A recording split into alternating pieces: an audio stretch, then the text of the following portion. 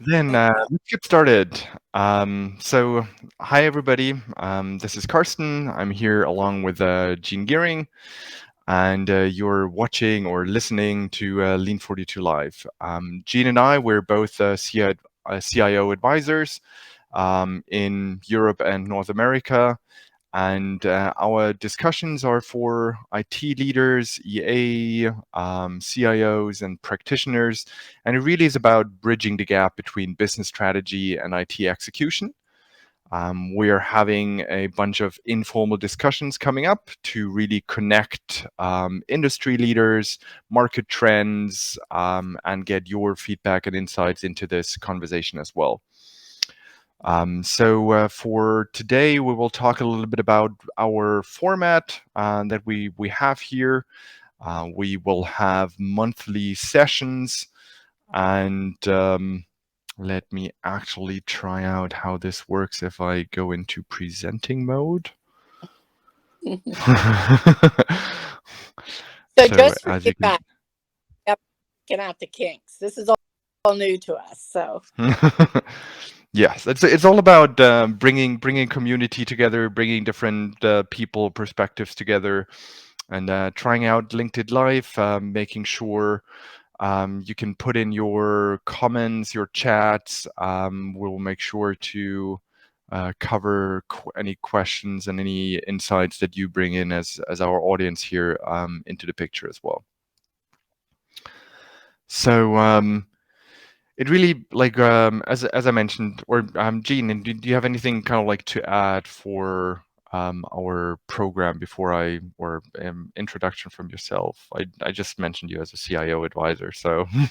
Well, the people that are in my LinkedIn probably are very familiar with me, but just to step back a bit, I've worked with Karsten since 2007. We stood up the enterprise architecture practice for Blue Cross Blue Shield. Then he's either supported me through, implementing EAMS to implement several and stand up or several enterprise architecture organizations.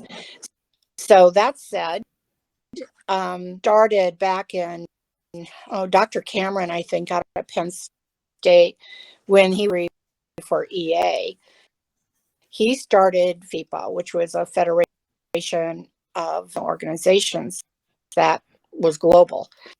So like IEEE was one of our members. The idea was that we were trying to, and I think we did, to really advance and promote the profession of enterprise architecture, because 12 years ago, and I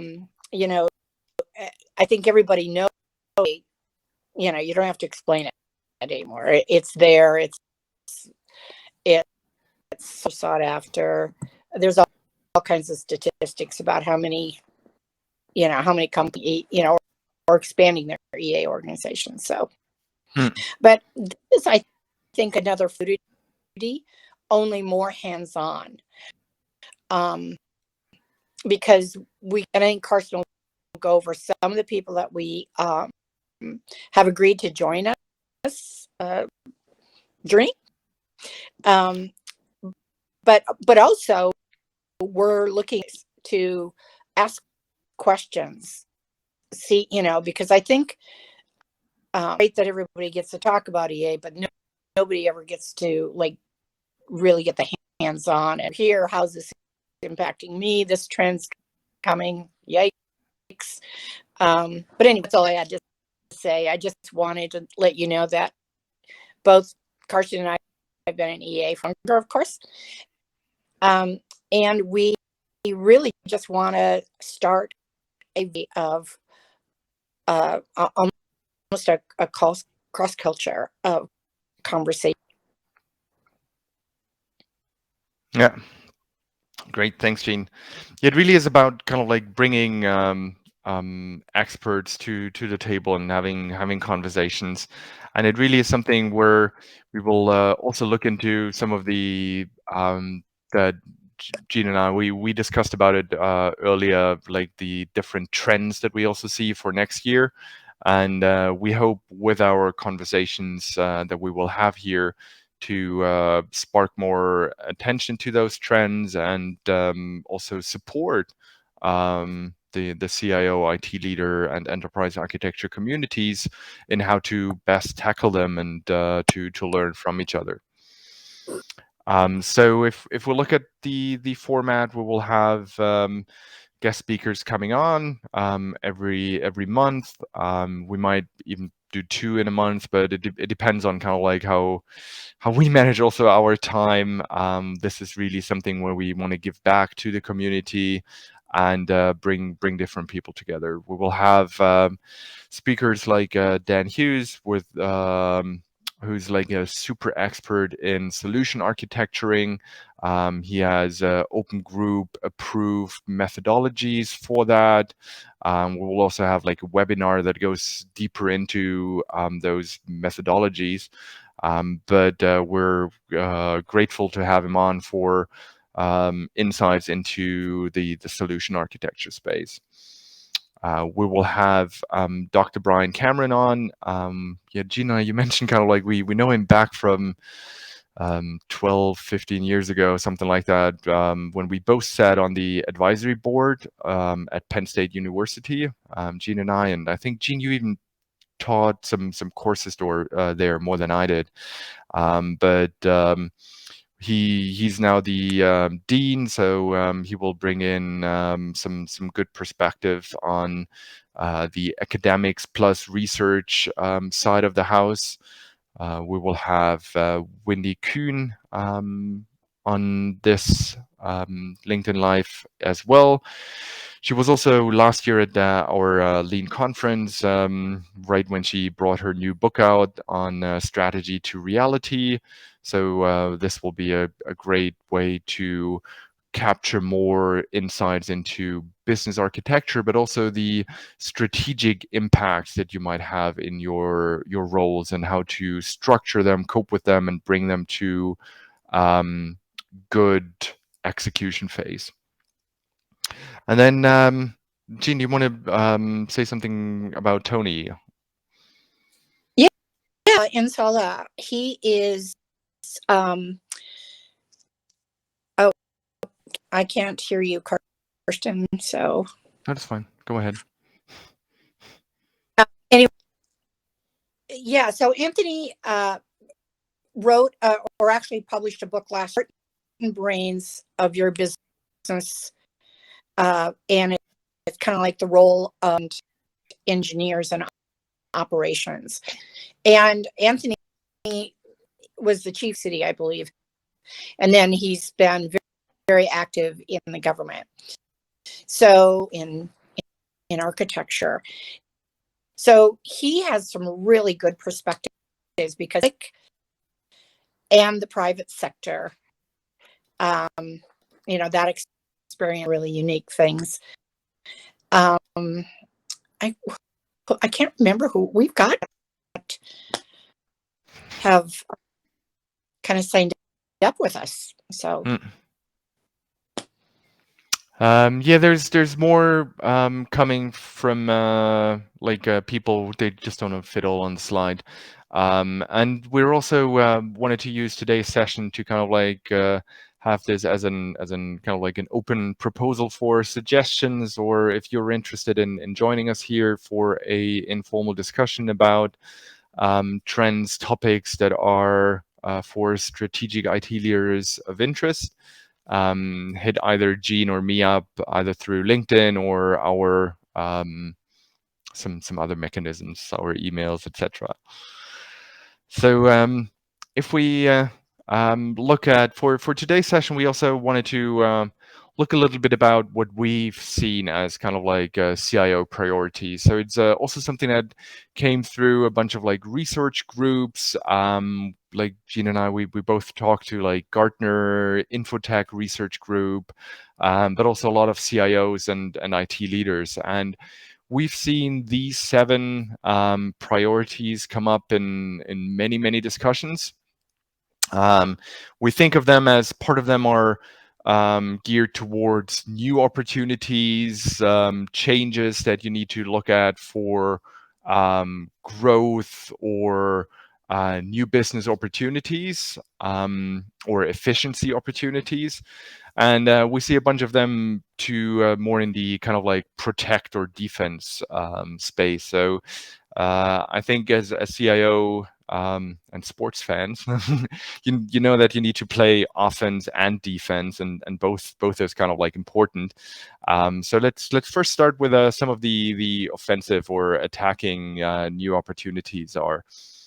We've seen artificial intelligence, machine learning, all that coming up more and more, and also in more areas of the business. It's something where I think, Jean, we saw this already like many years ago, and some like banking used it to detect fraud and some other areas, but we've seen it in a much broader sense of the business to be used, and not only to help with some business processes to make them better, but also in an HR process, or to automatically map enterprise services to what fulfillment needs to be done there.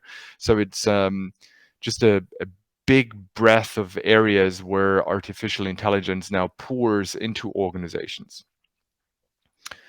The second space that we've seen is kind of like the becoming more digital, and really not having a process digitized, but also to think more of, if I would do it digital first, what are kind of like some of my impacts from business, suppliers, like my whole network of the organization, and how that kind of like plays into a role. We've seen a bunch of business models also being disrupted. We all know about kind of like the Ubers of the transportation system, but it's also something that in many business areas, the digital approaches are redoing business models or reinventing business models. So you need to like keep that up and look for where you can ingrain and sustain more of those digital processes.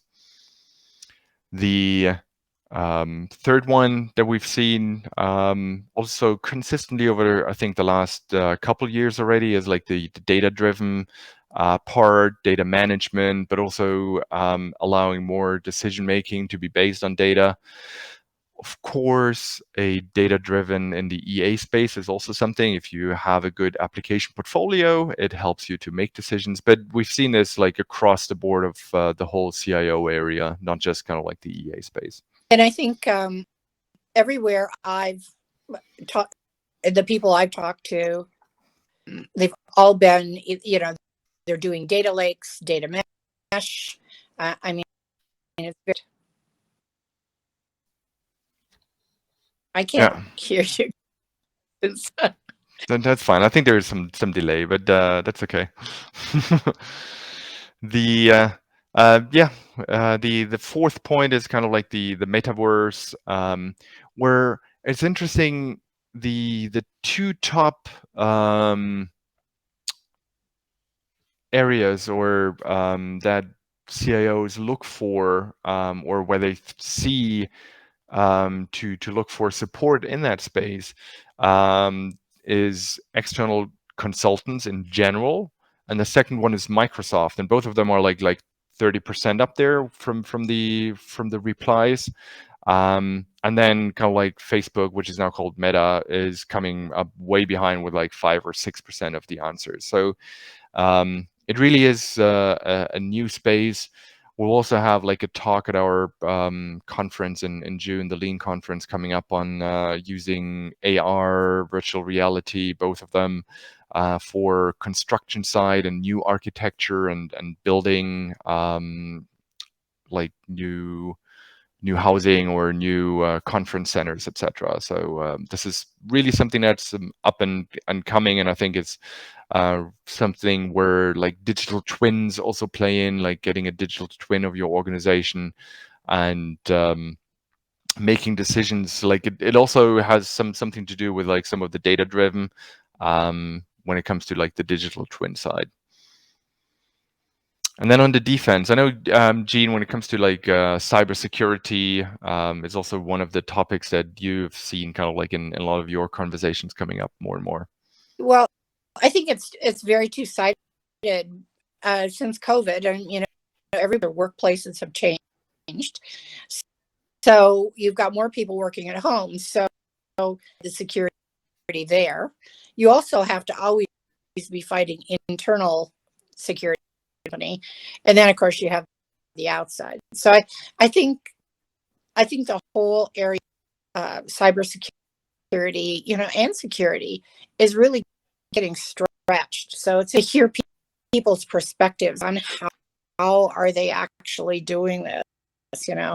What are some of the trends out there that are going to help us? So Yeah, thanks, Jean. And I think one something dear to my heart is sort of like the whole sustainability or environmental and social goals. There's a couple of like reporting. We've seen kind of like more and more organization asking also the CIO to say, hey, what's kind of like your plan to help us with the sustainability goals? How can we support green IT? Because they need to report it as part of their board reporting on sustainability and social responsibility goals. So I don't know if companies are putting that in their annual reports, but I do know that in the United States are starting to track that and report on that, and I think that's a huge text to be able to identify, even in their portfolios, what's going to be sustained, and help support those strategies. I think there's some real value add there. Yeah, good point. Thanks, James. And the last point I think is especially the last 2 years was a big reminder to us all that like volatility is here to stay. It's a lot of things are changing.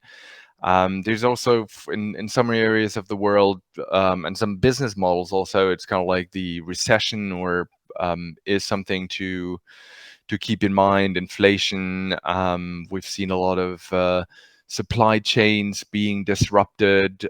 So preparing your enterprise for more volatile or volatility and like doing business more modular and being able to cope with changes is something that's upcoming, is growing, and it's something where we've seen methods like business architecture, capability based planning, and assessments of your organization help you to plan for that, be aware of it, and cope with it better. So it's also something where I think Wendy is one of the experts in that space when it comes to the business architecture space and how it can help you with modularity and supporting more volatile business environments.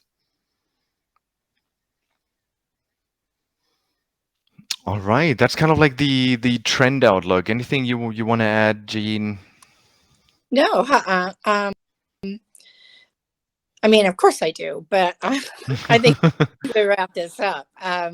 It was just really an introduction to everybody to let you know what we're up to, what we're trying to achieve, and keep your eye out because we will be,